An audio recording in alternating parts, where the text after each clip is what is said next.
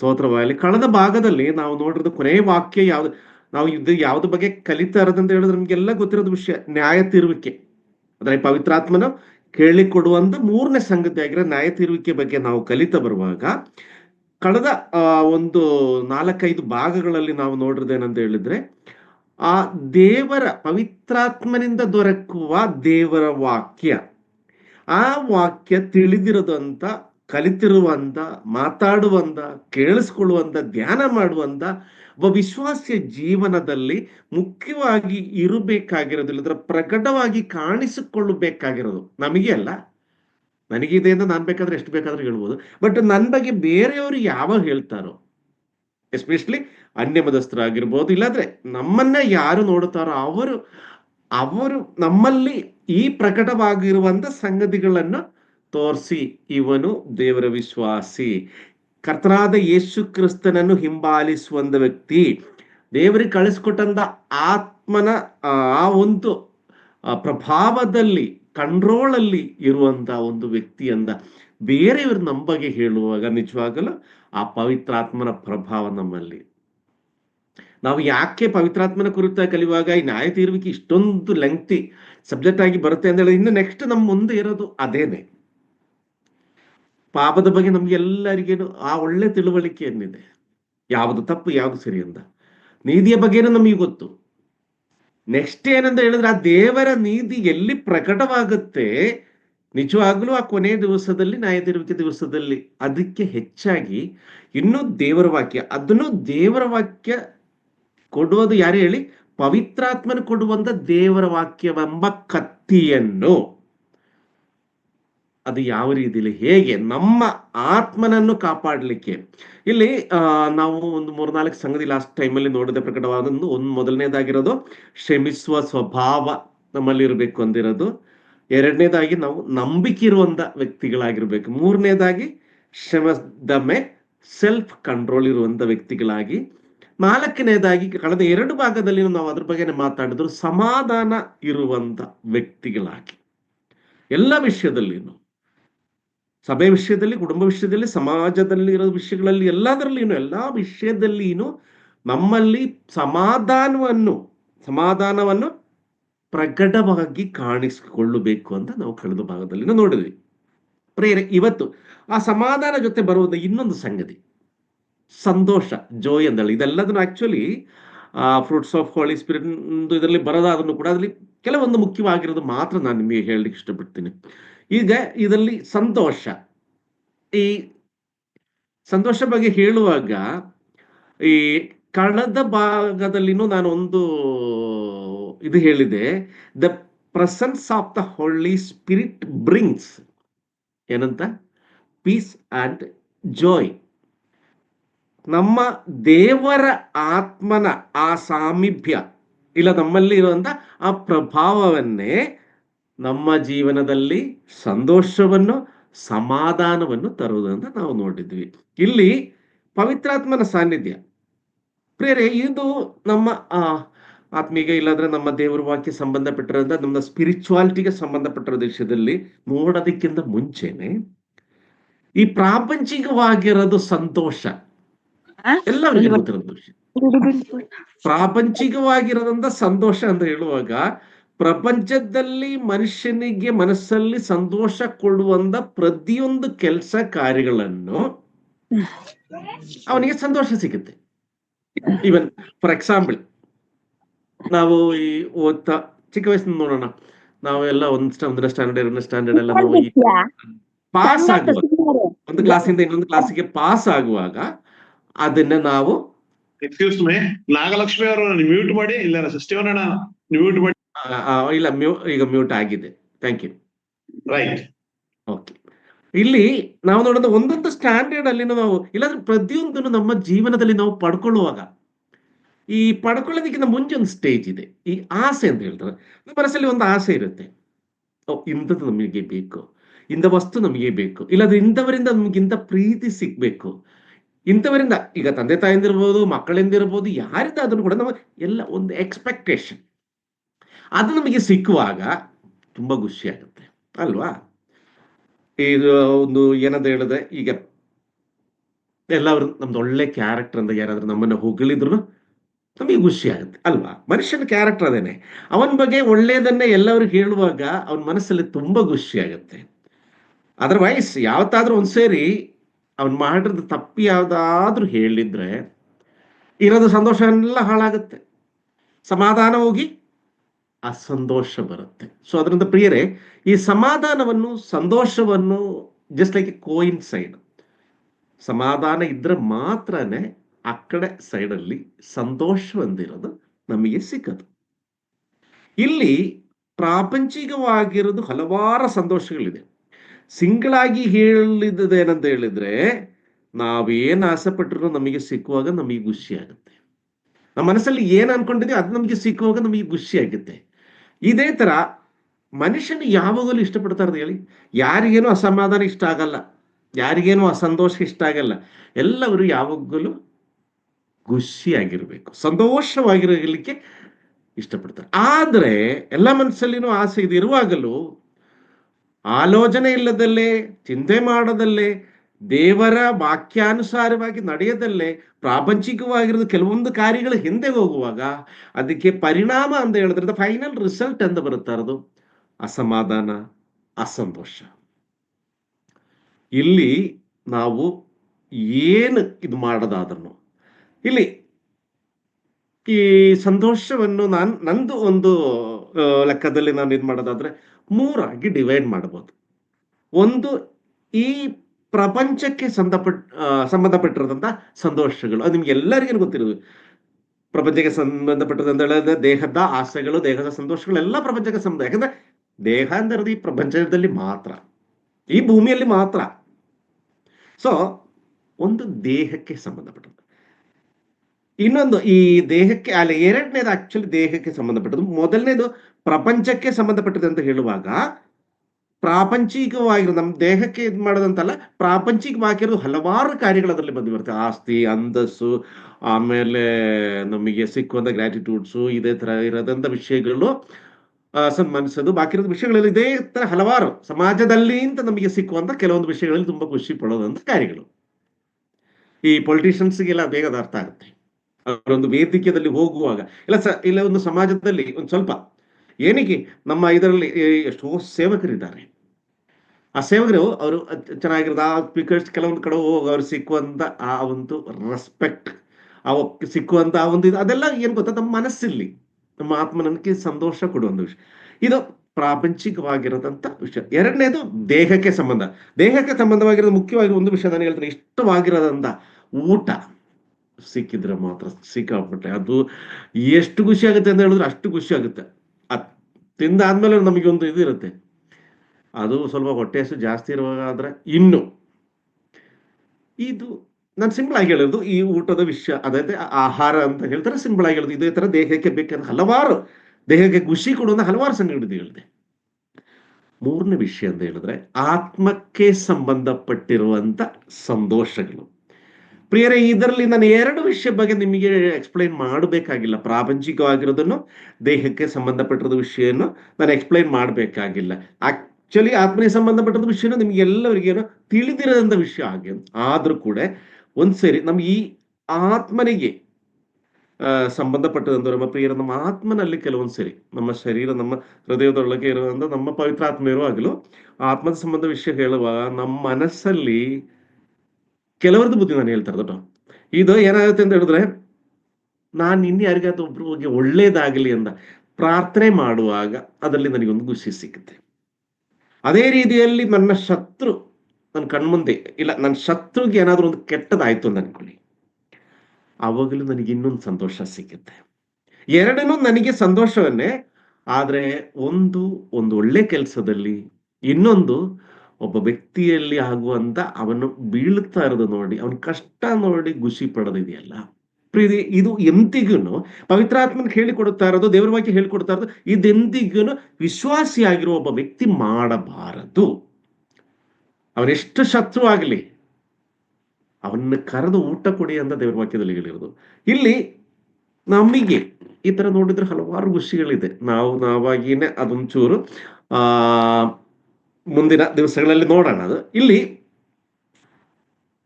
ಆದ್ರೆ ದೇವರ ವಾಕ್ಯದಲ್ಲಿ ಹೇಳುವಂತ ವಿಚಾರ ಪ್ರಕಾರ ಮುಖ್ಯವಾಗಿ 4 ತರ ಸಂತೋಷಗಳು.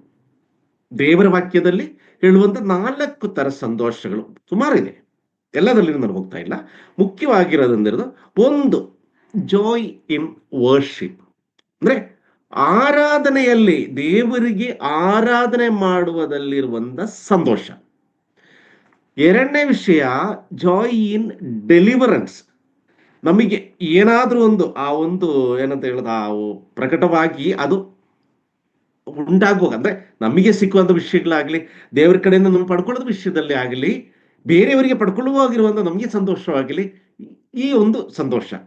ಮೂರನೇದಾಗಿ, ಜಾಯ್ ಇನ್ ಒಬೀಡಿಯನ್ಸ್, ದೇವರ ಆಜ್ಞಾನುಸಾರಿಗಳಾಗಿ ನಡೆಯುವ ಸಿಕ್ಕುವಂತ ಸಂತೋಷ. ನಾಲ್ಕನೇದಾಗಿ, ಜಾಯ್ ಇನ್ ಫೆಲೋಶಿಪ್, ಅನ್ಯೋನ್ಯದಲ್ಲಿ ಸೇರಿ ಬರುವಾಗ ಸಿಕ್ಕುವಂತ ಸಂತೋಷ. ಮುಖ್ಯವಾಗಿ ಪ್ರಿಯರೇ, ಆತ್ಮನ ಕುರಿತು ಕಲಿಯುವಾಗ ಮುಖ್ಯವಾಗಿ ಈ 4 ವಿಷಯಗಳನ್ನು ತುಂಬಾ ಮುಖ್ಯವಾಗಿ ಗಂಭೀರವಾಗಿ ನಾವು ಮಾಡಬೇಕಾಗಿರೋದು, ಅನುಸರಿಸಬೇಕಾಗಿರೋದು ಕಾರ್ಯಗಳು. ಇದರಲ್ಲಿ ಜಾಯ್ ಇನ್ ವರ್ಷಿಪ್, ಆರಾಧನದಲ್ಲಿ ಇರುವ ಸಂತೋಷ, ಇದು ಕೀರ್ತನೆಗಳು 100 4ನೇ ವಾಕ್ಯ.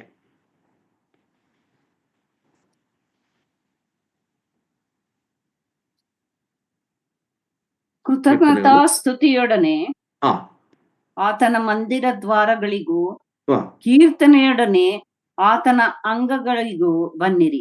ಆ. ಆತನ ಉಪಕಾರ ಸ್ಮರಿಸಿರಿ, ಹ್ಮ್. ಆತನ ನಾಮವನ್ನು ಕೊಂಡಾಡಿರಿ. 2ನೇ ವಾಕ್ಯ. ಯೆಹೋವನನ್ನು ಸಂತೋಷದಿಂದ ಸೇವಿಸಿರಿ, ಉತ್ಸಾಹ ಧ್ವನಿ ಮಾಡುತ್ತಾ ಆತನ ಸನ್ನಿಧಿಗೆ ಬನ್ನಿರಿ. Thank you so much. ಇಲ್ಲಿ ನೋಡಿ ಪ್ರಿಯರೇ, ಇವತ್ತು ಬೆಳಿಗ್ಗೆ ಆರಾಧನೆಗೆ ನಾವು ಹೋಗುವಾಗ ಈ ಒಂದು ಕಾರ್ಯ ಖಂಡಿತ ನಮ್ಮಲ್ಲಿ ಆಗಿರುತ್ತೆ ಅಲ್ವಾ? ಯಾಕಂದ್ರೆ ದೇವರಿಗೆ ಆರಾಧನೆ ಮಾಡುವುದು ಸಂತೋಷದಿಂದ ಮಾಡುವಂತ ಒಂದು ಕಾರ್ಯ. ಯಾಕೆ ಅಂತ ಹೇಳಿದ್ರೆ, ಇಲ್ಲಿ ಹೇಳ್ತಾ ಇದ್ ನೋಡಿ, ಕೃತಜ್ಞತಾ ಸ್ತುತಿಯೊಡನೆ. ಯಾಕೆಂದ್ರೆ ಇವತ್ತಿನ ಬೆಳಗಿನ ಜಾವ ನಾವೆದ್ದು, ನಿನ್ನೆ ರಾತ್ರಿ ಮಲಗಿರೋರು ಇವತ್ತು ಬೆಳಿಗ್ಗೆ ಎದ್ದೇಳ್ತಾರೋ ಇಲ್ವೋ ಅಂತ ಗೊತ್ತಿಲ್ಲ, ಆದ್ರೂ ದೇವರ ಮೇಲೆ ಪ್ರಾರ್ಥನೆ ಮಾಡ್ಕೊಂಡು ನಾವು ಮಲಗಿದೀವಿ. ಬೆಳಿಗ್ಗೆ ಎದ್ದೇಳಲಿಕ್ಕೆ ದೇವರ ಆಯುಸ್ಸು ಕೊಟ್ಟಿದ್ದಾರೆ, ಆರೋಗ್ಯ ಕೊಟ್ಟಿದ್ದಾರೆ. ಆದ್ರೆ ಎಲ್ಲೋ ಒಂದು ಮನಸ್ಥಿತಿ, ಏನೋ ಯಾವುದೋ ಒಂದು ವಿಷಯ ಹಿಂದೆ ನಮ್ಮನ್ನ ಎಳಕೊಳ್ಳೋದಾದ್ರೆ, ಆ ಆರಾಧನೆಯಲ್ಲಿ ಹೋಗಿ ಕೂತಿದ್ರು ನಮಗೆ ಸಂತೋಷ ಇರಲ್ಲ. ದೇವರಿಗೆ ಕೃತಜ್ಞತಾ ಸ್ತುತಿಯೊಡನೆ ನಮಗೆ ಆರಾಧನೆ ಮಾಡ್ಲಿಕ್ಕೆ ಆಗಲ್ಲ. ಅದರಿಂದ ಇಲ್ಲಿ ಹೇಳ್ತಾ ಇರೋದು, ನಾವು ಆರಾಧನೆಗೆ ಹೋಗುವಾಗ ನಮ್ಮ ಮನಸ್ಸಲ್ಲಿ ಇರಬೇಕಾಗಿರೋ, ದೇವರೇ ಇಲ್ಲಿ ತನಕ ನಮಗೆ ಕೊಟ್ಟಿರುವಂತ ಎಲ್ಲಾ ವಿಷಯಗಳನ್ನು ನೆನೆಸಿ ಸ್ತುತಿಯೊಡನೆ ಆತನ ಮಂದಿರ ದ್ವಾರಗಳಿಗೇನು ಕೀರ್ತನೆ ಒಡನೆ, ಅಂದ್ರೆ ಕೃತಜ್ಞ ಸ್ತುತಿ ಸ್ತೋತ್ರಗಳು ಕೀರ್ತನೆಗಳ ಮುಖಾಂತರ ಆತನ ಅಂಗಳಿಗಳಿಗೇನು ಬನ್ನಿರಿ, ಆತನ ಉಪಕಾರ ಸ್ಮರಿಸಿರಿ, ಆತನ ನಾಮವನ್ನು ಕೊಂಡಾಡ್ರಿ ಅಂತ ಹೇಳ್ತಾರೆ. ನೋಡಿ ಎಷ್ಟು ಮಾಡಬೇಕಾಗಿರೋದು ಆರಾಧನೆ. ಆದ್ರೆ ಪ್ರಿಯರೇ, ನಮ್ಮ ಜೀವನದಲ್ಲಿ ಯಾವುದೋ ಒಂದು ಸಂದರ್ಭದಲ್ಲಿ, ಇಲ್ಲಾಂದ್ರೆ ಯಾವಾಗಲೂ ಒಂದ್ಸರಿ ಈ ಅನುಭವ ನಮಗೆ ಆಗಿರುತ್ತೆ. ಆರಾಧನೆ ಕೂತಿರುವ ನಮ್ಮ ಮನಸ್ಸಲ್ಲಿ ಸಮಾಧಾನ ಇರಲ್ಲ, ನಮ್ಮ ಮನಸ್ಸಲ್ಲಿ ಸಂತೋಷ ಇರಲ್ಲ. ಆ ದೇವರು ಕೊಟ್ಟದ ಮಹಾ ಉಪಕಾರಗಳನ್ನು ನೆನೆಸೋದಕ್ಕಿಂತ ಬದಲಾಗಿ ದೇವರಿಗೆ ನಾವು ನಮ್ಮ ಹೃದಯದಲ್ಲಿ ಅಳುತ್ತಾ, ಕಣ್ಣೀರಿಡುತ್ತಾ, ದೇವರೇ ನನ್ನ ಕಷ್ಟ, ದುಃಖಗಳು, ನೋವುಗಳು ದೇವರಿಗೆ ಹೇಳುವಂತ ಒಂದು ಸಂದರ್ಭವಾಗಿ ನಮ್ಮ ಆರಾಧನಾ ಕೂಟಗಳು ಯಾವಾಗಲೂ, ನಿಮಗೆಲ್ಲರೂ ಒಂದು ಅನುಭವ ಇರುತ್ತೆ ಇದು. ಆದ್ರೆ ಇಲ್ಲಿ ದೇವರ ವಾಕ್ಯ ಹೇಳ್ತಾ ಇದೆ, ನೀವು ಎಲ್ಲಿ ಹೋಗ್ಬೇಕು, ಜಾಯ್ ಇನ್ ವರ್ಷಿಪ್ ಅಂತ ಹೇಳುವಾಗ ಆರಾಧನೆಯಲ್ಲಿ ಸಂತೋಷವಾಗಿ ಆ ದೇವರು ಕೊಟ್ಟಂತ ನಮ್ಮ ಸ್ಥಿತಿ, ಬೇರೆ ಏನೋ ಇರ್ಬೋದು, ಏನೋ ಕಾಯಿಲೆ ಇರ್ಬೋದು, ಇಲ್ಲ ಜೀವನದಲ್ಲಿ ಬೇರೆ ಏನೋ ಕಷ್ಟಗಳಿರ್ಬೋದು, ಇದೆಲ್ಲ ನೆನೆಸ್ಕೊಳ್ಳಿಕ್ಕಿರೋದು ಸಮಯ ಅಲ್ಲ, ಆರಾಧನೆಯ ಸಮಯ. ಇಷ್ಟೆಲ್ಲ ಇದನ್ನು ಪ್ರಾಬ್ಲಮ್ ಇದ್ರೆ ನಾನು ಇವತ್ತು ಬದುಕಿದ್ದೀನಲ್ಲ ಪ್ರಿಯರೇ. ನೋಡಿ 2ನೇ ವಾಕ್ಯದಲ್ಲಿ ನೋಡಿ, ಯೆಹೋವನನ್ನು ಸಂತೋಷದಿಂದ ಸೇವಿಸಿರಿ. ನಮಗೆ ಸಿಕ್ಕುವಂತ ಆ ಒಂದು ಈ ಭಾನುವಾರ ದಿವಸ ಬೆಳಗಿನ ಜಾವ ನಮಗೆ ಸಿಕ್ಕುವಂತ ಒಂದು ಸಮಯ, ಬಾಕಿ ಸೇವಾಗಾರಿಗಳು ಮಾಡೋದು ಬಾಕಿ ಇರೋದೆಲ್ಲ ಇರ್ಬೋದು, ಆದ್ರೆ ಕಾಮನ್ ಆಗಿ ಎಲ್ಲವರಿಗೇನೋ ಸಿಕ್ಕುವಂತ ಜನರಲ್ ಆಗಿ ಇಡೀ ಆ ಭೂಮಿಯಲ್ಲಿ ನಡೆಯುವಂತ ಒಂದು ಸಂದರ್ಭ ಅದು. ಭಾನುವಾರ ದಿವಸ ಬೆಳಿಗ್ಗೆ ದೇವರಿಗೆ ಎಲ್ಲವರು ಸೇರಿಬಿಟ್ಟು ಎಂದ ಸಂತೋಷದಿಂದ ಸೇವಿಸಿರಿ, ಉತ್ಸಾಹ ಧ್ವನಿ ಮಾಡುತ್ತಾ. ಕೆಲವರು ನೀವು ನೋಡಿರ್ಬೋದು, ಬೆಳಿಗ್ಗೆ ಸ್ತೋತ್ರ ಮಾಡ್ತಾ ಇರುವಾಗ ಅವ್ರು ಇನ್ನೂ ನಿದ್ರದಲ್ಲಿ ಇದ್ದಾರೋ ಇಲ್ಲ, ಬೆಳಿಗ್ಗೆನೋ ತಿಂಡಿ ತಿಂದಿದ್ರೋ ಇಲ್ವೋ, ಏನು ಹೆಂಗೆ ಅಂತ ಯಾರಿಗೇನು ಸೌಂಡ್ ಕೂಡ ಕೇಳಿಸಲ್ಲ. ಸ್ಟಾರ್ಟ್ ಮಾಡೋದು ಗೊತ್ತಾಗಲ್ಲ, ನಿಲ್ಸೋದು ಗೊತ್ತಾಗಲ್ಲ, ಮಧ್ಯದಲ್ಲಿ ಏನೋ ಒಂದು ಸೌಂಡ್ ಬರ್ತಾ ಇರುತ್ತೆ. ಇಲ್ಲಿ ನೋಡಿ, ಹಂಗಲ್ಲ, ಉತ್ಸಾಹ ಧ್ವನಿ ಅಂತ ಹೇಳುವಾಗ ಏನ್ ನೋಡಿ, ಆ ಧ್ವನಿ ಹೆಂಗಿರುತ್ತೆ ಇಲ್ಲಿ, ಅಷ್ಟು ಗಟ್ಟಿಯಾಗಿ, ಶಕ್ತಿಯಾಗಿ, ಖುಷಿಯಾಗಿ ಆತನ ಸನ್ನಿಧಿಗೆ ಬರ್ಬೇಕಾಗಿರೋದು. ನಾವು ಆತರ ಸನ್ನಿಧಿಗೆ ಬರ್ಬೇಕಾದ್ರೆ ಯಾವುದೋ ಒಂದು ದೊಡ್ಡ ಭಾರ ಎತ್ಕೊಂಡು ನಡೆಯಲಿಕ್ಕೆ ಆಗದಲ್ಲೇ ಇರೋದು ಸಿಚುವೇಶನ್ ಅಲ್ಲ. ಕರ್ತನಾದ ಯೇಸು ಕ್ರಿಸ್ತನು ಶಿಲುಬೆ ಎತ್ಕೊಂಡು ಕಲ್ವಾರಿ ಆ ಬೆಟ್ಟ ಹತ್ತಿರೋದು ಅದಕ್ಕಿಂತ ಕಷ್ಟದಲ್ಲಿನೇ ಇವತ್ತು ಸಭೆಗೆ ಬರ್ಲಿಕ್ಕೆ ಕೆಲವೊಂದು ವಿಶ್ವಾಸಿಗಳಿಗೆ ಆಗ್ತಾ ಇಲ್ಲ. ಅದಕ್ಕಿಂತ ದೊಡ್ಡ ಭಾರ, ಆ ಶಿಲುಬೆಗಿಂತ ಈ ಪ್ರಪಂಚದ ಭಾರ ಎಲ್ಲ, ಪಾಪ ಭಾರವನ್ನೆಲ್ಲ ಹೊತ್ಕೊಂಡು ಕರ್ತನಾದ ಯೇಸು ಕ್ರಿಸ್ತನು ಅಷ್ಟು ಕಷ್ಟ ನೋವು ಅನುಭವಿಸ್ತಾರೆ. ಇಲ್ಲಿ ಅದೇನಿಲ್ಲ, ಒಬ್ಬರದ್ದು ಅದು ಸಣ್ಣ ಪುಟ್ಟ ಕಾರ್ಯಗಳನ್ನು ದೊಡ್ಡ ಭಾರವಾಗಿ ಆ ಮನಸ್ಸಲ್ಲಿ ಇಟ್ಕೊಂಡು, ಪ್ರಿಯರು, ಇನ್ನು ಮುಂದೆ ಯಾವತ್ತೂ ಆರಾಧನೆಗೆ ಹೋಗುವಾಗ ನಾವು ಕಷ್ಟದ ಏನೇನಿರಲಿ, ಆರಾಧನೆಗೆ ಹೋಗುವಾಗ ಪವಿತ್ರಾತ್ಮನ ಕೃಪಾವರದಿಂದ ಉತ್ಸಾಹ ಧ್ವನಿಯಿಂದ ಆತನ ಸನ್ನಿಧಿ ಮುಂದೆ. ಕೀರ್ತನೆಗಳು 66 1 ಮತ್ತೆ 2ನೇ ವಾಕ್ಯ. ಸರ್ವ ಭೂನಿವಾಸಿಗಳೇ, ದೇವರಿಗೆ ಜಯಧ್ವನಿ ಮಾಡಿರಿ, ಆತನ ನಾಮದ ಮಹತ್ತನ್ನು ಕೀರ್ತಿಸಿರಿ, ಆತನ ಪ್ರಭಾವವನ್ನು ವರ್ಣಿಸುತ್ತಾ ಕೊಂಡಾಡಿರಿ. Thank you so much. ಇಲ್ಲಿ ನಾನು ಪ್ರತಿಯೊಂದು ಸೇರಿ ನಾನು ಹೇಳ್ತಾ ಇರೋದು ದೇವರಾತ್ಮನ ಪ್ರಭಾವ. ನಾವೆಲ್ಲ ಯಾರು ಹೇಳಿ, ಪವಿತ್ರಾತ್ಮನ ನಮ್ಮ ಮೇಲೆ ಬಂದಾದ್ಮೇಲೆ ಆ ಪವಿತ್ರಾತ್ಮನ ಪ್ರಭಾವ ನಮ್ಮಲ್ಲಿ ಇರುವುದರಿಂದ, ಅದೇ ರೀತಿಯಲ್ಲಿ ನೋಡಿ, ಆತನ ಪ್ರಭಾವವನ್ನು ವರ್ಣಿಸುತ್ತಾ ಕೊಂಡಾಡ್ರಿ ಅಂತ ಹೇಳುವಾಗ ಅಲ್ಲಿ ಇದು ಯಾರೋ ಒಬ್ರಿಗೆ ಹೇಳಿರೋದಲ್ಲ, ರಜಿ ಮಾಡಿ, ಇಲ್ಲಾಂದ್ರೆ ಸೈಮನ್ ಬ್ರದರ್ ಮಾಡಿ, ಇಲ್ಲಾಂದ್ರೆ ಬೇರೆ ಯಾರೋ ಮಾಡಿ ಅಂತ ಅಲ್ಲೇ ಹೇಳಿರೋದು. ಇಲ್ಲಿ ಹೇಳಿರೋದ ಪದ ನೋಡಿ ನೀವು, ಸರ್ವ ಭೂವಾಸಿಗಳೇ ಅಂತ ಹೇಳಿರೋದು. ಭೂಮಿಯಲ್ಲಿ ಎಲ್ಲವನ್ನು ಪ್ರೇರೆ, ಇವತ್ತು ನಾನು ನೀವು ಈ ಪ್ರಪಂಚದಲ್ಲಿ ಸೇವಕರಾಗಿರೋ ಎಲ್ಲವರು ಮಾಡುವಂತ ಕೆಲಸ ಏನ್ ಗೊತ್ತಾ? ಒಂದು ಸಣ್ಣ ಪ್ರಸಂಗದಲ್ಲಿ ಆದ್ರೂ ಮಾಡುವಂತ ಕೆಲಸ ಏನಂತ ಹೇಳಿದ್ರೆ, ಈ ಸರ್ವ ಭೂವಾಸಿಗಳನ್ನು ದೇವರಿಗೆ ಜಯಧ್ವನಿ ಮಾಡುವ ಹಾಗೆ ನಮ್ಮ ಜೀವನಮಾನದಲ್ಲಿ ನಮಗೆ ಏನ್ ಮಾಡ್ಲಿಕ್ಕೆ ಆಗುತ್ತೆ, ಪವಿತ್ರಾತ್ಮ ಪ್ರಭಾವದಿಂದ, ಪವಿತ್ರಾತ್ಮನ ಕೃಪೆಯಿಂದ, ದೇವರ ಕೃಪೆಯಿಂದ ಅದು ನಾವು ಮಾಡ್ಲಿಕ್ಕೆ ಈ ಉತ್ಸಾಹ ಧ್ವನಿ ನಮ್ಮಲ್ಲಿರ್ಬೇಕು, ಈ ಉತ್ಸಾಹ ನಮ್ಮಲ್ಲಿರ್ಬೇಕು. ಇನ್ನೊಂದು ವಾಕ್ಯ ನೋಡೋಣ. ಅಪೊಸ್ತಲ ಕೃತ್ಯಗಳು ಸಾರಿ, ಈ 3 ವಾಕ್ಯಗಳಲ್ಲಿ ನಾವು ನೋಡಿರೋದು ಕಾರ್ಯ ಏನಂತ ಹೇಳಿದ್ರೆ, ಇಲ್ಲಿ ಜಾಯ್ ಇನ್ ವರ್ಷಿಪ್ ಅಂತ ಹೇಳಿದ್ರೆ, ಇನ್ನೂ ಸುಮಾರು ಸಂಗತಿಗಳಿದೆ.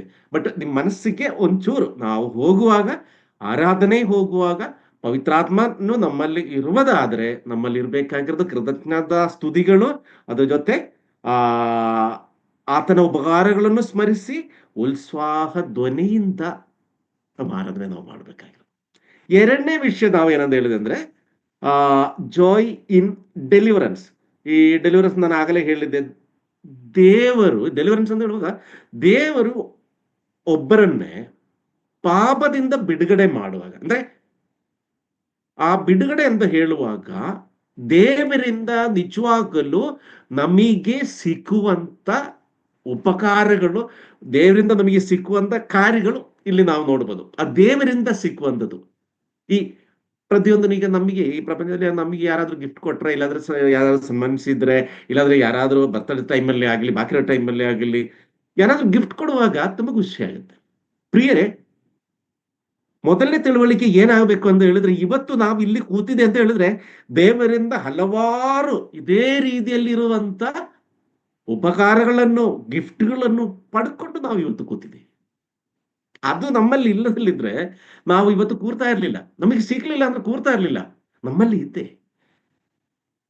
ಆದ್ರೆ ದೇವರ ವಾಕ್ಯದಿಂದ, ಪವಿತ್ರಾತ್ಮ ಕೊಡುವಂತ ದೇವರ ವಾಕ್ಯದಿಂದ ಕತ್ತಿ ನಾವು ಹೆಂಗೆ ಯೂಸ್ ಮಾಡ್ತೀನೋ, ಈ ಗಿಫ್ಟ್ಗಳು ಅದೇ ರೀತಿಯಲ್ಲಿ ನಾವು ಯೂಸ್ ಮಾಡಿದ್ರೆ ಮಾತ್ರ.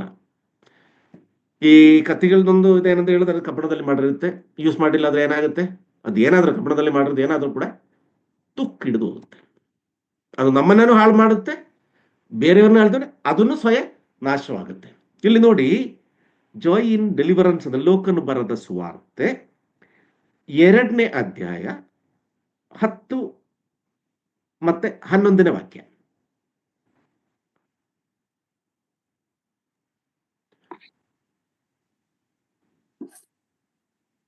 ಆ ದೂತನು ಅವರಿಗೆ ಹೆದರಬೇಡಿರಿ, ಕೇಳಿರಿ, ಜನರಿಗೆಲ್ಲ ಮಹಾ ಸಂತೋಷವನ್ನುಂಟು ಮಾಡುವ ಶುಭ ಸಮಾಚಾರವನ್ನು ನಿಮಗೆ ತಿಳಿಸುತ್ತೇನೆ. ಅದೇನೆಂದರೆ, ಇವತ್ತು ನಿಮಗೋಸ್ಕರ ದಾವೀದನೂರಿನಲ್ಲಿ ಒಬ್ಬ ರಕ್ಷಕನು ಹುಟ್ಟಿದ್ದಾನೆ, ಆತನು ಕರ್ತನಾಗಿರುವ ಕ್ರಿಸ್ತನೇ. Thank you so much. ಇಲ್ಲಿ ನೋಡಿ, ಇದು ಯಾರಿಗೆ ಹೇಳ್ತಾ ಇರೋದು ಹೇಳಿ? ಆ ಕುರಿಗಳನ್ನ ಮೇಯಿಸ್ತಾರಂತ ಕುರುಬರಿಗೆ ಹೇಳ್ತಾರಂತ ಸಂಗತಿ. ಅವರಿಗೆ ಏನಂತ ಹೇಳಿದೆ ಅಂತ ಹೇಳಿದ್ರೆ, ಮಹಾ ಸಂತೋಷವನ್ನು, ಪ್ರಿಯರೇ, ಆ ಮಹಾ ಸಂತೋಷಕ್ಕೋಸ್ಕರ ಕಾಯ್ತಾ ಇರುವರು ನಾವು. ಆ ಮಹಾ ಸಂತೋಷಕ್ಕೋಸ್ಕರ ನಮ್ಮ ಪಕ್ಕದಲ್ಲಿರೋವರಿಗೆ, ಇಲ್ಲಿ ನಮ್ಮ ಜೊತೆಯಲ್ಲಿರೋವರಿಗೆ, ಇಲ್ಲ ದೇಶದಲ್ಲಿರೋರಿಗೆ ಯಾರು ಸಿಕ್ಕಿದನ್ನು ಕೂಡ ಮಹಾ ಸಂತೋಷವನ್ನು ಇನ್ನೊಂದ್ಸರಿ ಬರ್ಲಿಕ್ಕಿದೆ. ಅವತ್ತು ಆ ಕುರುಬರಿಗೆ ಏನ್ ಅನ್ಸಿದೆ, ಅದೇ ರೀತಿಯಲ್ಲಿ ಇನ್ನೊಂದು ಮಹಾ ಸಂತೋಷವನ್ನು ಬರ್ಲಿಕ್ಕಿದೆ ಅಂತ ಹೇಳುವಂಥದ್ದು ಈ ಕಾಲಮಾನದ ಸುವಾರ್ತೆ. ಇಲ್ಲಿ ಹೇಳೋದ್ರಿಂದ ಮಹಾ ಸಂತೋಷವನ್ನು, ಶುಭ ಸಮಾಚಾರವನ್ನು, ಈ ಒಳ್ಳೆ ಇದೇ ತರ ವಿಷಯಗಳು ಹೇಳುವಾಗ ಸಂತೋಷ ಉಂಟಾಗುತ್ತೆ. ಶುಭ ಸಮಾಚಾರ ಅಂತ ಹೇಳುವಾಗ ಅಬ್ಸಲ್ಯೂಟ್ಲಿ ಈ ಸುವಾರ್ತೆ ಒಳ್ಳೆ ವಾರ್ತೆ. ಸುವಾರ್ತೆ ಅಂದ್ರೆ ಒಳ್ಳೆ ವಾರ್ತೆ. ಅದು ಕೇಳಿಸ್ಕೊಳ್ಳೋ ಪ್ರತಿಯೊಬ್ಬರಲ್ಲಿನೂ ಸಂತೋಷವನ್ನು ಉಂಟಾಗುತ್ತೆ. ಇಲ್ಲಿ ನೋಡಿ, ಏನಂದ 11ನೇ ವಾಕ್ಯದಲ್ಲಿ ಹೇಳ್ತಿರೋದು, ಒಬ್ಬ ರಕ್ಷಕನುಟ್ಟಿದ್ದಾನೆ, ಆತನೇ ಯೇಸು ಕ್ರಿಸ್ತ. ಪ್ರಿಯರೇ, ಅವತ್ತು ಆ ಐಗುಪ್ತ ದೇಶದಿಂದ ಬರುವಾಗಲಿಂದ ಇಸ್ರೇಲ್ ಜನಾಂಗವನ್ನು ಕಾಯ್ತಾ ಇರೋದು ಯಾರಿಗೋಸ್ಕರ? ಕರ್ತನಾದ ಯೇಸು ಕ್ರಿಸ್ತನಿಗೆ. ಬಟ್ ಅವರಿಗೆ ಗೊತ್ತಾಗ್ಲಿಲ್ಲ. ಪ್ರಿಯರೇ, ಇವತ್ತು ನಾವು ಕಾಯ್ತಾ ಇದ್ವಿ 2ನೇ ಸರಿ ಈ ಕರ್ತನಾದ ಯೇಸು ಕ್ರಿಸ್ತನು ಬರುವ ನ್ಯಾಯ ತೀರ್ಪಿಗೋಸ್ಕರ ನಾವು ಕಾಯ್ತಾ ಇದ್ದೀನಿ. ಯಾವದಿಂದ?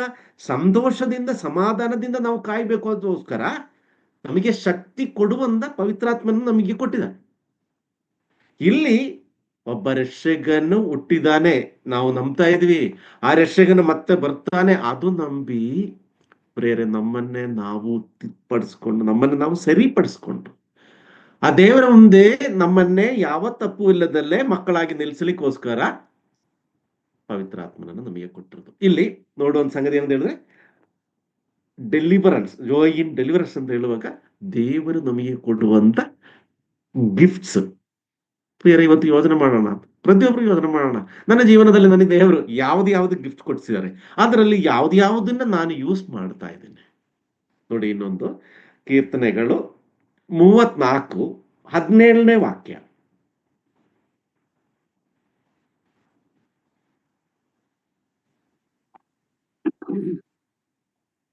ಯೆಹೋವನು ನೀತಿವಂತರ ಕೂಗನ್ನು ಕೇಳಿ ಎಲ್ಲಾ ಕಷ್ಟಗಳಿಂದ ಅವರನ್ನು ಬಿಡಿಸುತ್ತಾನೆ. Thank you. ಇದೂನು ಒಂದು ಡೆಲಿವರೆನ್ಸ್. ಇಲ್ಲಿ ನೋಡಿ, ಹೇಳುವಂತ ವಿಷಯ, ಯೆಹೋವನು ನೀತಿವಂತರ ಕೂಗನ್ನು ಕೇಳಿ. ಯೆಹೋವನು ಇಲ್ಲಿ, ಪ್ರಿಯರೇ, ಒಂದು ವಿಷಯ ಏನಂತ ಹೇಳಿದ್ರೆ, ದೇವರು ಯಾರದು ಕೂಗನ್ನು ಕೇಳಿ ಅಂತ ಹೇಳ್ತಾರೆ ಅಂತ ಹೇಳಿದ್ರೆ, ಕೇಳಿದೆ ಅಂತ ಹೇಳಿದ್ರೆ ನೀತಿವಂತರು. ಹಂಗಾದ್ರೆ ಫಸ್ಟ್ ನಾವು ಯಾರಾಗಬೇಕು ಹೇಳಿ? ನಮ್ಮ ಪ್ರಾರ್ಥನೆಯನ್ನು, ನಾವು ಅಳ್ತಾ ಇರೋದನ್ನು, ನಾವು ಮೊರೆ ಇಡೋದನ್ನು ಕೇಳಿಸ್ಕೊಳ್ಬೇಕು ಅಂತ ಹೇಳಿದ್ರೆ ಫಸ್ಟ್ ನಾವು ನೀತಿವಂತರಾಗಬೇಕು.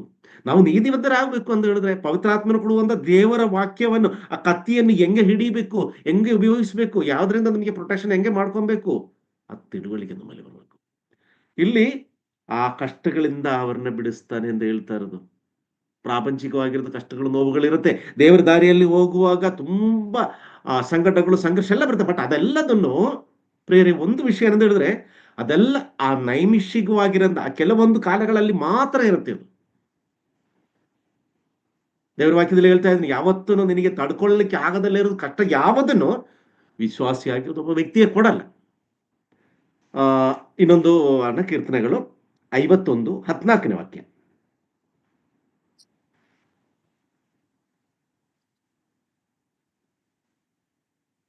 ಕೀರ್ತನೆಗಳು 51:14. ದೇವರೇ, ನನ್ನ ರಕ್ಷಣಾಕರ್ತನೇ, ಪ್ರಾಣ ಹತ್ಯದ ಅಪರಾಧದಿಂದ ನನ್ನನ್ನು ಬಿಡಿಸು. ಆಗ ನನ್ನ ನಾಲಿಗೆಯು ಉತ್ಸಾಹದಿಂದ ನಿನ್ನ ಸತ್ಯಸಂಧತೆಯನ್ನು ಕೊಂಡಾಡುವುದು. Thank you. ಇಲ್ಲಿ ನೋಡಿ, ಇಲ್ಲಿ ಹೇಳೋ ವಿಷಯ ಅಂತ ಹೇಳಿದ್ರೆ, ಆಗ ನನ್ನ ನಾಲಿಗೆಯು ಉತ್ಸಾಹದಿಂದ, ಆಗಲೇ ಆರಾಧನೆ ಹೋಗುವಂತ ಒಂದು ವಿಷಯ ಹೇಳಿದ್ರೆ ಇಲ್ಲಿನೂ ರಿಪೀಟ್ ಆಗ್ತಾ ಇದೆ. ಉತ್ಸಾಹ ಧ್ವನಿಯಿಂದ ಆರಾಧನೆ ಮಾಡಬೇಕು ಅಂತ ಹೇಳುವಾಗ ಇಲ್ಲಿನೂ ದೇವರೇ ನನ್ನ ರಕ್ಷಣಾಕರ್ತನೆ ಪ್ರಾಣ ಹತ್ಯದಿಂದ, ಅಂದ್ರೆ ಇವತ್ತು ನನಗೆ ಒಂದು ಹೆದರಿಕೆ, ಕೀರ್ತನೆಗಾರನಾಗ ಆಗ್ತಾ ಇರೋ ವಿಷಯ ಅಂದ್ರೆ ಇವತ್ತು ನನಗೆ ಹೆದರಿಕೆ, ಯಾರಾದ್ರೂ ನನ್ನನ್ನು ಸಾಯಿಸ್ಬೋದ, ಇಲ್ಲಾಂದ್ರೆ ಯಾರಾದ್ರೂ ನನಗೆ ಮೋಸ ಮಾಡ್ಬೋದು, ಇಲ್ಲಾಂದ್ರೆ ಯಾರೋ ನನಗೆ ತೊಂದರೆ ಕೊಡ್ತಾರೆ ಅಂತ. ಪ್ರಿಯರೇ, ಇದು ಆ ಕಾಲಮಾನದಲ್ಲಿ ಇರೋದು ವಿಷಯ. ಅದನ್ನು ಕೂಡ ಇವತ್ತು ನಾವು ಹಂಗೆ ನಮ್ಮನ್ನ ಯೋಚನೆ ಮಾಡೋಣ. ಇವತ್ತು ನಾನು ಸಾಯ್ಬೋದಾ, ಇಲ್ಲ ನನಗೆ ಇನ್ನೇನಾದ್ರೂ ಕಾಯಿಲೆ ಬರ್ಬೋದಾ, ಇಲ್ಲಾಂದ್ರೆ ಏನಾದ್ರೂ ಆಕ್ಸಿಡೆಂಟ್ ಬರ್ಬೋದಾ, ಇಲ್ಲ ಏನಾದ್ರೂ ಕಷ್ಟಗಳು ನನಗೆ ಬರ್ಬೋದಾ, ಈ ರೋಗಗಳು ಬರ್ಬೋದಾ, ಇಲ್ಲ ನನ್ನ ಜೊತೆಯಲ್ಲಿರೋರಿಗೆ ಬರ್ಬೋದಾ, ಇದೆಲ್ಲ ನಾವು ಯೋಚನೆ ಮಾಡಿ ಮನಸ್ಸು ಕಳವಳ ಮಾಡೋದಲ್ಲೇ ಒಂದೇ ವಿಷಯದಲ್ಲಿ ಯೋಚನೆ ಮಾಡಿದ್ರೆ ಸಾಕು. ಇಲ್ಲಿ ಈ ಪ್ರಾರ್ಥನೆ ಕೀರ್ತನೆ, ದೇವರೇ ನನ್ನ ರಕ್ಷಣಾಕರ್ತನಿಗೆ, ಯಾಕಂದ್ರೆ ನನಗೆ ರಕ್ಷಣೆ ಕೊಡ್ಲಿಕ್ಕೆ ನೀನಿದ್ಯಾ, ಆ ನಂಬಿಕೆ.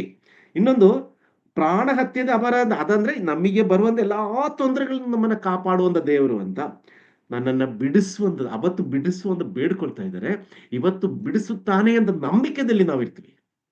ಇಲ್ಲಿ ನೋಡಿ, ಆಗ ನನ್ನ ನಾಲಿಗೆಯು ಉತ್ಸಾಹದಿಂದ, ಈಗ ಬಿಡಿಸು ಅಂತ ಹೇಳು ಆದ್ಮೇಲೆ, ಆ ಕೆಲಸ ಆದ ಮೇಲೆ ನಾನು ಈ ಕೆಲಸ ಮಾಡ್ತೇನೆ ಅಂತ ಕೀರ್ತನೆಗಾರನ ಹೇಳುವಾಗ, ಪ್ರಿಯರೇ, ಇಲ್ಲಿ ನಮ್ಮ ಶಕ್ತಿ, ನಮ್ಮ ಸಂತೋಷ, ಸಮಾಧಾನ ಏನು ಗೊತ್ತಾ? ಇಲ್ಲಿ ನನಗೆ ಯಾ ಹತ್ಯದಿಂದ ನೀನು ನನ್ನ ಕಾಪಾಡತಾನೆ ಎಂದ ನನಗೆ ಪೂರ್ಣ ನಂಬಿಕೆ ಇರುವುದರಿಂದ ನಾನು ಏನ್ ಮಾಡ್ತೀನಿ ಹೇಳಿ, ನನ್ನ ನಾಲ್ಗೆಯು ಉತ್ಸಾಹದಿಂದ ನಿನ್ನ ಸತ್ಯಸಂಧತೆಯನ್ನು ಕೊಂಡಾಡುವುದು. ನಮಗೆ ಅದಕ್ಕೆ ಇನ್ನು ಯಾವ್ದಾದ್ರು ಒಂದು ಗಿಫ್ಟ್ ಬರಲಿ, ಇಲ್ಲಂದ್ರೆ ಯಾವ್ದಾದ್ರು ಒಂದು ದೇವ್ರ ಕಾರ್ಯ ಮಾಡಲಿ ಅಂತ ಕಾಯಬೇಕಾಗಿಲ್ಲ. ಹಲವಾರು ಕಾರ್ಯಗಳು ನಮ್ಮ ಜೀವನ ತಂದಿದ್ದಾರೆ. ಅದೇನೆ ಜಾಯ್ ಆಫ್ ಡೆಲಿವರೆನ್ಸ್ ಅಂತ ಹೇಳ್ತಾರೆ. ಪ್ರಿಯರೇ, ಈ ತಿಳುವಳಿಕೆಯನ್ನು ನಮ್ಮಲ್ಲಿ ಇರಬೇಕು, ನಮ್ಮ ಮನಸ್ಸಲ್ಲಿ ಸಂತೋಷ ಇರಬೇಕು, ನಮ್ಮ ಜೀವನದಲ್ಲಿ ಸಂತೋಷ. ಬೇರೆ ದೇವರು ಹಲವಾರು ಸಂಗತಿಗಳನ್ನು ನಮಗೆ ಕೊಟ್ಟಿದ್ದಾರೆ. ದೇವರು ನಮ್ಮ ಜೊತೆ ಇರೋದನ್ನ ನಂಬಿಕೆ. ಮೂರನೇ ವಿಷಯಕ್ಕೆ ನೋಡ್ತಾ ಇರೋದು ವಿಷಯ ಅಂತ ಹೇಳಿದ್ರೆ, ಜಾಯ್ ಇನ್ ಒಬೀಡಿಯನ್ಸ್. ಇದು ಬಹಳ ಮುಖ್ಯವಾಗಿರೋದು ವಿಷಯ. ಇದು ದೇವರ ವಿಷಯದಲ್ಲಿ ಮಾತ್ರ ಅಲ್ಲ, ಒಂದು ಮನೆ ಮಟ್ಟದ ವಿಷಯದಲ್ಲಿ ಆದ್ರೂ ಕೂಡ, ಸಮಾಜದಲ್ಲಿ ವಿಷಯದಲ್ಲಿ ಆದ್ರೂ ಕೂಡ, ಸಭಾ ವಿಷಯದಲ್ಲಿ ಆದ್ರೂ ಕೂಡ ಈ ಅನುಸರಣ ಮನೋಭಾವ. ಈ ಕೆಲವೊಂದು ಮಕ್ಕಳಿಗೆ ನಾವು ಈ ಕಾಲದಲ್ಲಿ ಎಸ್ಪೆಷಲಿ ಕೆಲವೊಂದು ಮಕ್ಕಳಿಗೆ ನಾವೇನಾದ್ರೂ ಹೇಳಿದ್ರೆ ತಕ್ಷಣ ಕೆಲಸ ಮಾಡಲ್ಲ.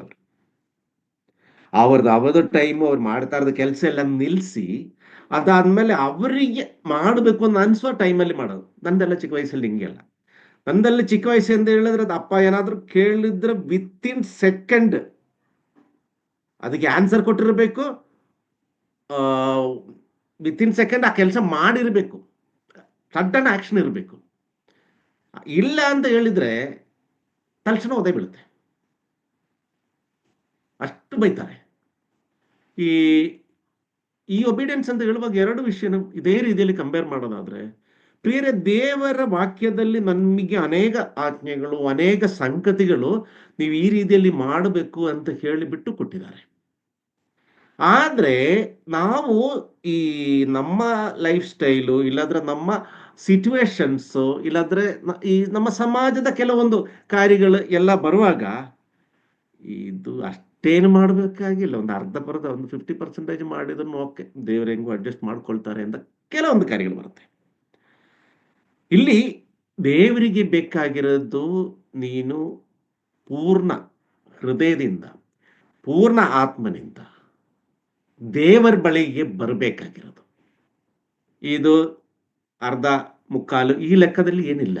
ಪ್ರತಿಯೊಬ್ಬ ವ್ಯಕ್ತಿನೂ ತನ್ನ ತಪ್ಪುಗಳನ್ನು ತಿದ್ಕೊಂಡು, ತನ್ನ ತಪ್ಪುಗಳನ್ನ ಸರಿಪಡಿಸ್ಕೊಂಡು, ಏನ್ ಸರಿ ಮಾಡಬೇಕಾಗಿರೋದು ಅದೆಲ್ಲ ಸರಿ ಮಾಡಿ ದೇವರ ಕಡೆ ತಿರುಗಬೇಕು ಅಂದಿರೋದು. ಇಲ್ಲಿ ಹೇಳೋ ಒಂದು ವಿಷಯ ಅಂತ ಹೇಳಿದ್ರೆ, ಈ ಒಬೀಡಿಯನ್ಸ್, ಸಂತೋಷ, ಅಲ್ಲಿ ಅದು ಒಂದು, ಈ ಮಕ್ಕಳಿಗೆ ನಾವು ಹೇಳೋದು ಅದನ್ನು ಓದ್ತಾ, ಇಲ್ಲ ಬೇರೆ ಯಾರಾದ್ರೂ ನಮಗೆ ಒಂದು ಕೆಲಸ ಹೇಳಿದ್ರೆ ಅದು ಸಂತೋಷದಲ್ಲಿ ಒಪ್ಕೊಳ್ಳೋದಂತ ಹೇಳಿದ್ರೆ ಸ್ವಲ್ಪ ಕಷ್ಟ ಇದೆ.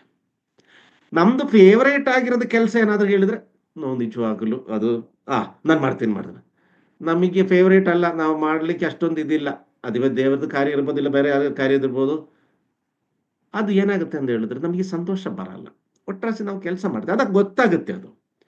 ಪ್ರೇರೆ ಇಲ್ಲಿ ಈ ಅನುಸರಣ ದೇವರ ಕಾರ್ಯದಲ್ಲಿ, ದೇವರ ಕಾರ್ಯಗಳು ಕೇಳಿದಂತ ಮಾರ್ಗದಲ್ಲಿ ನಡೆಯುವಾಗ ಒಂದು ವಾಕ್ಯ ನೋಡೋಣ. ಯೋಹಾನನು ಬರೆದ ಸುವಾರ್ತೆ 15ನೇ ಅಧ್ಯಾಯ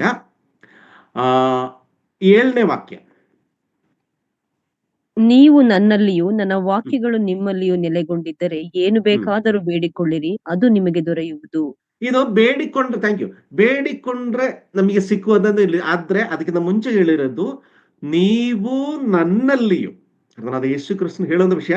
ನೀವು ನನ್ನಲ್ಲಿಯೂ, ನಾನು ಹೇಳಿರದಂತ ವಾಕ್ಯಗಳು ನಿಮ್ಮಲ್ಲಿಯೂ ನೆಲೆಗೊಂಡಿದ್ರೆ, ಇದು ಅಷ್ಟಕ್ಕಷ್ಟೇ. ಅಷ್ಟು ಸ್ಟ್ರಾಂಗ್ ಆಗಿ ಇರ್ಲಿಕ್ಕೆ ಮನುಷ್ಯ ಸೃಷ್ಟಿಯಲ್ಲಿ, ಅವನ ಪ್ರಾಪಂಚಿಕ ಆಗಿರೋ ಸೃಷ್ಟಿ ಅವನ ಕೈಯಲ್ಲಿ ಆಗಲ್ಲ ಅಂತ ಹೇಳಿ ಪವಿತ್ರಾತ್ಮನ ನಮಗೆ ಕಳಿಸ್ಕೊಟ್ರು. ಆ ಪವಿತ್ರಾತ್ಮನ ಕಳಿಸ್ಕೊಟ್ಟಾದ್ಮೇಲೆ ಕಳೆದ ಭಾಗದಲ್ಲಿ ನಾವು ನೋಡಿದೀವಿ, ಬಂದ್ಬಿಟ್ಟು ಅದು ಏನಂತ ಹೇಳ್ತಾರೆ ಅಂತ ಹೇಳಿದ್ರೆ, ಕರ್ತನಾದ ಯೇಸು ಕ್ರಿಸ್ತನು ಏನೇನು ಹೇಳಿದ ಅದನ್ನು ಕೂಡ ನಿಮಗೆ ನೆನಪಿಗೆ ತರ್ತೀನಿ ಅಂತ ಹೇಳಿರೋದು. ಇಲ್ಲಿ ಆ ವಾಕ್ಯಗಳು ನಿಮ್ಮಲ್ಲಿ ನೆಲೆಗೊಂಡಿದ್ರೆ, 8ನೇ ವಾಕ್ಯ ಸಿಸ್ಟರ್. ಅದು ನಿಮಗೆ ದೊರೆಯುವುದು, ನೀವು ಬಹಳ ಫಲ ಕೊಡುವುದರಿಂದಲೇ ನನ್ನ ತಂದೆಗೆ ಮಹಿಮೆ ಉಂಟಾಗುವುದು ಮತ್ತು ನನ್ನ ಶಿಷ್ಯರಾಗುವಿರಿ. Thank you. ಇಲ್ಲಿ ನೋಡಿ, ಇದೇನಾಗಿದೆ, ಈ ವಾಕ್ಯ ನಿಮ್ಮಲ್ಲಿ ಇರೋದ್ರಿಂದ, ದೇವರ ವಾಕ್ಯ, ಪವಿತ್ರಾತ್ಮನ ಕೊಡುವಂತ ದೇವರ ವಾಕ್ಯ ನಿಮ್ಮಲ್ಲಿ ಕಾರ್ಯ ಮಾಡುವಾಗ, ಅದು ನೆಲೆಗೊಂಡಿರುವಾಗ, ನೀವು ಅದೇ ಪ್ರಭಾವದಲ್ಲಿ ಅದೇ ರೀತಿಯಲ್ಲಿ ನೀವು ನಡೆಯುವಾಗ, ದೇವರ ಆಜ್ಞೆಯನ್ನು ಅನುಸರಿಸಿ ನೀವು ನಡೆಯುವಾಗ ಏನಾಗುತ್ತೆ, ನೀವು ಬಹಳ ಫಲ ಕೊಡುವುದರಿಂದಲೇ ನನ್ನ ತಂದೆಗೆ ಮಹಿಮೆ ಉಂಟಾಗುವುದು. ನಿಜವಾಗಲೂ ನಮ್ಮೆಲ್ಲ ಮನೆಯಲ್ಲಿ ಗೊತ್ತು, ಮಕ್ಕಳೆಲ್ಲ ಓದಿ ಒಳ್ಳೆ ಕೆಲಸದಲ್ಲಿ, ಇಲ್ಲಾಂದ್ರೆ ಒಳ್ಳೆ ಒಂದು ಸ್ಟೇಜಿಗೆ ಬಂದು ಒಳ್ಳೆ ಹೆಸರು ತರುವಾಗ ನಿಜವಾಗ್ಲೂ ತಂದೆ ತಾಯಿಗೆ ತುಂಬಾ ಖುಷಿ ಆಗುತ್ತೆ. ಓಹ್, ನನ್ನ ಮಗಳು ನೋಡಿ ಎಷ್ಟು ಚೆನ್ನಾಗಿ ಅಂತ ಹೇಳಿದ್ರೆ, ಅವ್ರ ಬಗ್ಗೆ ಕೆಟ್ಟದಾಗಿ ಯಾರು ಹೇಳ್ತಾ ಇಲ್ಲ, ಒಳ್ಳೇದು ಹೇಳ್ತಾರೆ, ಎಷ್ಟು ಚೆನ್ನಾಗಿರೋದು ಮಕ್ಕಳು ನಿಮಗೆ ಹುಟ್ಟಿಗೆ ದೇವರ ಕೃಪೆನೆ, ಈ ರೀತಿಯಲ್ಲೆಲ್ಲ ಹೇಳುವಾಗ ತುಂಬಾ ಖುಷಿ ಆಗುತ್ತೆ. ಅಟ್ ದ ಸೇಮ್ ಟೈಮ್ ಮಗನ ಇದೇ ರೀತಿಯಲ್ಲಿ ಗಲಾಟೆ ಮಾಡೋದು ಬಾಕಿ ಇರೋದು, ಅವನ ಬಗ್ಗೆ ಯಾವಾಗಲೂ ನೋಡಿ ಸ್ಕೂಲಿಂದ ಏನೋ ಕಂಪ್ಲೇಂಟ್ ಅಂದಿರುವಾಗ ಸಾಯತಂಗೇನು ತಂದೆ ತಾಯಿಗಳಿಗೆ ಆ ಮಗಳು ಟೆನ್ಷನ್, ಅಸಮಾಧಾನ, ಸಂತೋಷ ಕೊಡುವಂತ. ಪ್ರಿಯರೇ, ನಾವು ಇಲ್ಲಿ ಬದುಕಿರೋ ಸಮಯದಲ್ಲಿ ನಮಗೇನು ದೇವರು ಇದೇ ರೀತಿಯಲ್ಲಿ ಆಜ್ಞೆಗಳು, ಇದೇ ರೀತಿಯಲ್ಲಿ ದೇವರು ಆಸೆ ಪಡ್ತಾ ಇರೋದು ಇದೇ ವಿಷಯನೇ. ಅದಕ್ಕೋಸ್ಕರ ಸ್ವಂತ ಮಗನನ್ನ ಕೊಟ್ಟಿರೋದು. ಇಲ್ಲಿ ಮಗನು ಹೇಳ್ತಾ ಇದ್ದಾರೆ, ನೀವು ಬಹಳ ಫಲ ಕೊಡಬೇಕು. ಯಾವ ರೀತಿಯಲ್ಲಿ? ನಾನು ಕೊಟ್ಟಂದ ನನ್ನ ವಾಕ್ಯಗಳು ನಿಮ್ಮಲ್ಲಿ ನೆಲೆಗೊಂಡಿರುವಾಗ, ಮತ್ತೆ ನನ್ನ ತಂದೆಗೆ ಮಹಿಮೆ ಉಂಟಾಗುವಂತ ವಿಷಯ. ನೋಡಿ, ಇಲ್ಲಿ ಅದು ಇನ್ನೊಂದು ಹೇಳೋದು, ಮತ್ತು ನನ್ನ ಶಿಷ್ಯರಾಗುವಿರಿ ಅಂತ. ಸಿಸ್ಟರ್ 9 ಮತ್ತೆ 10ನೇ ವಾಕ್ಯ ಓದಿ. ತಂದೆ ನನ್ನನ್ನು ಪ್ರೀತಿಸಿದ ಹಾಗೆಯೇ ನಾನು ನಿಮ್ಮನ್ನು ಪ್ರೀತಿಸುತ್ತಿದ್ದೇನೆ. ನನ್ನ ಪ್ರೀತಿಯಲ್ಲಿ ನೆಲೆಗೊಂಡಿರ್ರಿ. ನಾನು ನನ್ನ ತಂದೆಯ ಆಜ್ಞೆಗಳನ್ನು ಕೈಗೊಂಡು ನಡೆದು ಆತನ ಪ್ರೀತಿಯಲ್ಲಿ ನೆಲೆಗೊಂಡಿರುವ ಮೇರೆಗೆ ನೀವು ನನ್ನ ಆಜ್ಞೆಗಳನ್ನು ಕೈಗೊಂಡು ನಡೆದರೆ ನನ್ನ ಪ್ರೀತಿಯಲ್ಲಿ ನೆಲೆಗೊಂಡಿರುವಿರಿ. Thank you. ಇಲ್ಲಿ ನೋಡಿ, ತಂದೆ ನನ್ನನ್ನು ಪ್ರೀತಿಸಿದ್ದ ಹಾಗೆಯೇ ನಾನು ನಿಮ್ಮನ್ನು ಪ್ರೀತಿಸಿದ್ದೇನೆ. ಈ ಕರ್ತನಾದ ಯೇಸು ಕ್ರಿಸ್ತನು ನಮ್ಮನ್ನು ಯಾವ ರೀತಿಯಲ್ಲಿ ಪ್ರೀತಿ ಮಾಡಿದಾರೋ ಅದೇ ರೀತಿಯಲ್ಲಿ ಆ ಪ್ರೀತಿ ನಾವನ್ನು ಇನ್ನೊಬ್ಬರಿಗೆ ಕೊಡುವಾಗ ಈ ಯೇಸು ಕ್ರಿಸ್ತನು ಮತ್ತೆ ತಂದೆಯಾದ ದೇವರಿಗೇನು ಇದು ಸಂತೋಷ ಉಂಟಾಗುವಂತ ಕಾರ್ಯ. ಇಲ್ಲಿ ನೋಡಿ, ನನ್ನ ಪ್ರೀತಿಯಲ್ಲಿ ನೆಲೆಗೊಂಡಿರಿ, ನಾನು ನನ್ನ ತಂದೆಯ ಆಜ್ಞೆಗಳನ್ನು, ಪ್ರಿಯರೇ, ಇದು ಮುಖ್ಯವಾಗಿರೋದು ವಿಷಯ. ಕರ್ತನಾದ ಯೇಸು ಕ್ರಿಸ್ತನು ದೇವರ ಮಗನಾಗಿ ಬಂದು ಅವರಿಗೆ ಇಷ್ಟ ಆಗಿರೋದು ಕಾರ್ಯಗಳು ಮಾಡಬಹುದಿತ್ತು. ನಾನು ದೇವರ ಮಗನು ಅಂತ ಲೆಕ್ಕದಲ್ಲಿ ಪ್ರಪಂಚದಲ್ಲಿ ಇರುವಾಗ, ಭೂಮಿಯಲ್ಲಿ ಇರುವಾಗ ಆ ಬದುಕಿನ ಸಂದರ್ಭದಲ್ಲಿ ಮಾಡಬಹುದಿತ್ತು. ಆದರೆ ಇಲ್ಲಿ ನೋಡಿ, ತಂದೆಯ ಆಜ್ಞೆಗಳನ್ನು ಕೈಕೊಂಡು ನಡೆದು ಆತನ ಪ್ರೀತಿಯಲ್ಲಿ ನೆಲೆಗೊಂಡಿರುವ ಮೇರೆಗೆ ನೀವು ನನ್ನ ಆಜ್ಞೆಗಳನ್ನು ಕೈಕೊಂಡು ನಡೆದರೆ ನನ್ನ ಪ್ರೀತಿಯಲ್ಲಿ ನೀವಿರ್ತೀರಾ ಅಂದ. ಮುಖ್ಯವಾಗಿರೋದು ವಿಷಯ ಇಲ್ಲಿ ಅಲ್ಲ, ನನ್ನಲ್ಲಿರುವ ಆನಂದ, 11ನೇ ವಾಕ್ಯದಲ್ಲಿ ನನ್ನಲ್ಲಿರುವ ಆನಂದವು ನಿಮ್ಮಲ್ಲಿಯೂ ಇರಬೇಕಂದಲು, ನಿಮ್ಮ ಆನಂದವು ಪರಿಪೂರ್ಣವಾಗಬೇಕಂದಲು ಇದನ್ನೆಲ್ಲ ನಿಮಗೆ ಹೇಳ್ತೀನಿ. ಯಾಕೆ ಅಂತ ವಿಷಯ ನಿಮಗೇನು ಅರ್ಥ ಆಗಿದೆ. ಕರ್ತನಾದ ಯೇಸು ಕ್ರಿಸ್ತನು ಈ ವಿಷಯ ಎಲ್ಲ ಹೇಳದಂತ ಹೇಳಿದ್ರೆ ಪರಿಪೂರ್ಣ ಅನಂತ ಉಳ್ಳವರಾಗಿ ಆ ಕೊನೆ ನ್ಯಾಯ ತೀರ್ಪಿಕೆ ದಿವಸದಲ್ಲಿ ನಾವು ನಿಲ್ಲಬೇಕು. ಇದಕ್ಕೋಸ್ಕರ ಈ ವಿಷಯ ಎಲ್ಲ ಹೇಳಿ 12ನೇ ವಾಕ್ಯದಲ್ಲಿ ನಾನು ನಿಮ್ಮನ್ನ ಪ್ರೀತಿಸಿದ ಮೇರೆಗೆ ನೀವು ಒಬ್ಬರನ್ನೊಬ್ಬರು ಪ್ರೀತಿಸಬೇಕೆಂಬುದೇ ನಾನು ಕೊಡುವ ಆಜ್ಞೆಯಾಗಿದೆ. ಇಲ್ಲಿ ಒಂದು ವಿಷಯ ನಿಮಗೆಲ್ಲ ಅರ್ಥ ಆಗಿರ್ಬೋದು. ಪ್ರೀತಿ ಇಲ್ಲದಲ್ಲೇ ಪ್ರೀತಿ ಇಲ್ಲದ ಜಾಗದಲ್ಲಿ ಯಾವತ್ತೂ ಸಂತೋಷ ಬರಲ್ಲ. ಆಗಲೇ ನಾನು ಹೇಳಿದ್ರ ಸಮಾಧಾನ ಅಂತ ಹೇಳುದು ಅದೇ ರೀತಿಯಲ್ಲಿನೇ ಇದು ಒಂಥರ ಕೋಯಿನ್ಸೈಡ್. 13ನೇ ವಾಕ್ಯದಲ್ಲಿ ಪ್ರಾಣವನ್ನೇ ಸ್ನೇಹಿತರಿಗೋಸ್ಕರ ಕೊಡುವ ಪ್ರೀತಿಕ್ಕಿಂತ ಹೆಚ್ಚಿನ ಪ್ರೀತಿ ಯಾವುದೂ ಇಲ್ಲ. ಕರ್ತನಾದ ಯೇಸು ಕ್ರಿಸ್ತನು ನಮಗೆ ತೋರಿಸಿಕೊಟ್ಟಿರೋ ಪ್ರೀತಿ ಅದು. ಈ ಪಾಪಿಗಳಿಗೋಸ್ಕರ ನಮಗೋಸ್ಕರ ಪ್ರಾಣವನ್ನು ಕೊಟ್ಟಿರುವಂತ ದೇವರು. 14ನೇ ವಾಕ್ಯದಲ್ಲಿ ನಾನು ನಿಮಗೆ ಕೊಟ್ಟ ಆಜ್ಞೆಗಳು ಸರಿಯಾಗಿ ನೀವು ನಡೆದರೆ ನೀವು ನನ್ನ ಸ್ನೇಹಿತರು. ಇನ್ನೊಂದು ನೆಕ್ಸ್ಟ್ ಆಗಲೇ ಶಿಷ್ಯರೆಂದು ಹೇಳಿದೆ, ಈಗಲೇ ಇನ್ನೂ ಸ್ವಲ್ಪ ಇಂಟಿಮೇಟ್ ಆಗಿದೆ. ವಾಟ್ ಎ ವಂಡರ್ಫುಲ್ ಫ್ರಂಟ್ ಅಂತ ಲೆಕ್ಕದಲ್ಲಿ ನೋಡಿ. ಇಲ್ಲಿ ನಾನು ನಿಮಗೆ ಕೊಟ್ಟ ಆಜ್ಞೆಗಳಿಗೆ ಸರಿಯಾಗಿ ನೀವು ನಡೆದರೆ ನೀವು ನನ್ನ ಸ್ನೇಹಿತರು. ಈ ಸ್ನೇಹಿತರಾದ್ಮೇಲೆ ಇಲ್ಲಿ ಒಂದು ದೊಡ್ಡ ಮಿರಾಕಲ್ ತರ ಬಂದಿರೋದು ಈ ವಾಕ್ಯ. ಆಕ್ಚುಲಿ 15ನೇ ವಾಕ್ಯ ಸಿಸ್ಟರ್ ಓದಿ ಒಂಚೂರು. 15ನೇ ವಾಕ್ಯ, ಇನ್ನು ಮೇಲೆ ನಾನು ನಿಮ್ಮನ್ನು ಆಳುಗಳನ್ನು ಓದಿಲ್ಲ, ಯಜಮಾನನು ಮಾಡುವಂತದ್ದು ಆಳಿಗೆ ತಿಳಿಯುವುದಿಲ್ಲ. ನಿಮ್ಮನ್ನು ಸ್ನೇಹಿತರೆಂದು ಹೇಳಿದ್ದೇನೆ. ತಂದೆಯ ಕಡೆಯಿಂದ ನಾನು ಕೇಳಿದ್ದನ್ನೆಲ್ಲ ನಿಮಗೆ ತಿಳಿಸಿದ್ದೇನೆ. Thank you so much. ಇಲ್ಲಿ ನೋಡಿ, ಇನ್ನು ಮೇಲೆ ನಾನು ನಿಮ್ಮನ್ನು ಆಳುಗಳನ್ನು ಎನ್ನುವುದಿಲ್ಲ, ಯಜಮಾನನು ಮಾಡುವ ಆಳುಗಳ ತಿಳಿಯುವುದಿಲ್ಲ. ಯಾಕೆ ಹೇಳಲ್ಲ ಅಂತ ಹೇಳಿದ್ರೆ, ತಂದೆಯಾದ ದೇವರ ಚಿತ್ತವೇನು, ತಂದೆಯಾದ ದೇವರು ಏನೇನು ಹೇಳಿದಾರೋ ಅದೆಲ್ಲವನ್ನು ನಮಗೆ ತಿಳಿಸಿದಂತ ಕರ್ತನಾದ ಯೇಸು ಕ್ರಿಸ್ತನು. ಆದ್ರಿಂದ ಏನಾಗಬೇಕು, ನಿಮ್ಮನ್ನು ಸ್ನೇಹಿತರೆಂದು ಹೇಳಿದ್ದೇನೆ, ತಂದೆಯ ಕಡೆಯಿಂದ ನಾನು ಕೇಳಿದ್ದನ್ನೆಲ್ಲ ನಿಮಗೆ ತಿಳಿಸಿನಿ. ಯಾಕೆಂದ್ರೆ ಸಾಧಾರಣ ಯಜಮಾನನು ತನ್ನ ಕೆಲಸ ಮಾಡೋರಿಗೆ ಅವೆಲ್ಲ ವಿಷಯನ ಹೇಳಲ್ಲ. ಎಷ್ಟು ಹೇಳ್ಬೇಕು ಅಷ್ಟು, ಅವನ ಕೆಲಸ ಎಷ್ಟಿದೆ ಅಷ್ಟೇ ಹೇಳ್ತಾರೆ. ಆದ್ರೆ ಇಲ್ಲಿ ತಂದೆಯಿಂದ ಸಿಕ್ಕಿರೋದೆಲ್ಲ ವಿಷಯವನ್ನು, ಕೇಳಿಸಿಕೊಂಡಂತ ವಿಷಯಗಳೆಲ್ಲವನ್ನು ಪ್ರಿಯರೇ ನಮಗೆ ದೇವರ ವಾಕ್ಯ ಮೂಲಕ ತಿಳಿಸಿದಂತ ನಮ್ಮ ಕರ್ತನಾದ ಯೇಸು ಕ್ರಿಸ್ತನು. 16ನೇ ವಾಕ್ಯ, ನೀವು ನನ್ನನ್ನು ಆರಿಸಿ ತೆಗೆದುಕೊಂಡಿಲ್ಲ. ನೋಡಿ, ಹೇಳುವಂತ ವಿಷಯ ಇನ್ನು ನಮಗೆ ನಮ್ಮ ಮೇಲೆ ಆ ಚೂಸ್, ನಮ್ಮನ್ನ ಸೆಲೆಕ್ಟ್ ಮಾಡಿ ನಾವು ಏನ್ ಮಾಡ್ಬೇಕು ಏನ್ ಮಾಡಬಾರ್ದು, ನಾನು ಹೆಂಗಿರ್ಬೇಕು ನಾನು ಹೇಗಿರ್ಬೇಕು ಅಂತ ಸೆಲೆಕ್ಟ್ ಮಾಡ್ಲಿಕ್ಕೆ, ಚೂಸ್ ಮಾಡ್ಲಿಕ್ಕೆ ನಮಗೆ ಅವಕಾಶ ಇಲ್ಲ ಅಂತ ಹೇಳ್ತಾ ಇರೋದಕ್ಕೆ ಕಾರಣ ಇದು ಈ ಕಾಲದಲ್ಲಿ ಯೌವನಸ್ಥ ಮಕ್ಕಳು ತಾಯಿಗಳಿಗೆ ಹೇಳ್ತಾರೆ, ಅದು ನನ್ನ ಇಷ್ಟ, ನಾನು ಹೆಂಗ್ ಮಾಡ್ತೀನಿ, ಅದೇನ್ ಇಷ್ಟ, ನಿಮ್ದು ಎಷ್ಟಿದೆ ಅಷ್ಟು ನೋಡ್ಕೊಳ್ಳಿ ಅಂತ ಹೇಳೋ ಸಿಚುವೇಶನ್ ಅಲ್ಲಿ ಇರೋದು. ಹೀಗೆ ಅದಕ್ಕೆ ಅವಕಾಶ ಇಲ್ಲ. ಅದು ತಂದೆ ಆದ್ರೂ ತಾಯಿಗಾದ್ರೂ ಅವರಿಗೆ ಅವಕಾಶ ಇಲ್ಲ. ಯಾಕೆಂದ್ರೆ ಇಲ್ಲಿ ನೀವು ನನ್ನನ್ನೇ ಆರಿಸಿ ತೆಗೆದುಕೊಂಡಿಲ್ಲ, ನಾನು ನಿಮ್ಮನ್ನೇ ಆರಿಸಿ ತೆಗೆದುಕೊಂಡೇನು, ನೀವು ಹೊರಟು ಹೋಗಿ ಫಲ ಕೊಡುವವರಾಗ ಬೇಕೆಂದಲು ನಿಮ್ಮನ್ನೇ ನೇಮಿಸಿದ್ದೇನೆ. ಅಪಾಯಿಂಟೆಡ್. ಕರ್ತನಾದ ಯೇಸು ಕ್ರಿಸ್ತನು ಸಹಾಯಕನಾಗಿ ಪವಿತ್ರಾತ್ಮನ ಕಳಿಸಿಕೊಟ್ಟಿರುವುದನ್ನು ಆಗಾಗ ನಮಗೆ ಇದು ಎಚ್ಚರಿಸಲಿಕ್ಕೋಸ್ಕರ. ಪ್ರಿಯರೇ, ಇಲ್ಲಿ ನೋಡಿ, ಹೀಗಿರಲಾಗಿ ನನ್ನ ಹೆಸರಿನಲ್ಲಿ ತಂದೆಯನ್ನು ಏನೇನು ಬೇಡಿಕೊಂಡುವಿರೋ ಅದನ್ನು ಆತನು ನಿಮಗೆ ಕೊಡುವವನು. 17ನೇ ವಾಕ್ಯದಲ್ಲಿ ನೀವು ಒಬ್ಬರನ್ನೊಬ್ಬರನ್ನು ಪ್ರೀತಿಸಬೇಕೆಂದಲೇ ಇವುಗಳನ್ನು ನಿಮಗೆ ಆಜ್ಞಾಪಿಸುತ್ತೇನೆಂದು ಹೇಳ್ತಾರೆ. ಅಂದ್ರೆ ಕೊನೆಯದಾಗಿ ಹೇಳುವಂತ ವಿಷಯ ಏನಂತ ಹೇಳಿದ್ರೆ, ಪ್ರೀತಿ ಇಲ್ಲದಲ್ಲ ಯಾವತ್ತು ಪ್ರಿಯರೇ ನಮಗೆ ಸಂತೋಷ ಸಮಾಧಾನ ಸಿಕ್ಕಲ್ಲ. ನನಗೆ ಸಮಯ ಅವಕಾಶ ಕಮ್ಮಿ ಇರೋದ್ರಿಂದ ನಾನು ಇವತ್ತು ಇಲ್ಲಿ ಇದು ಮುಗಿಸ್ತಾ ಇದ್ದೇನೆ.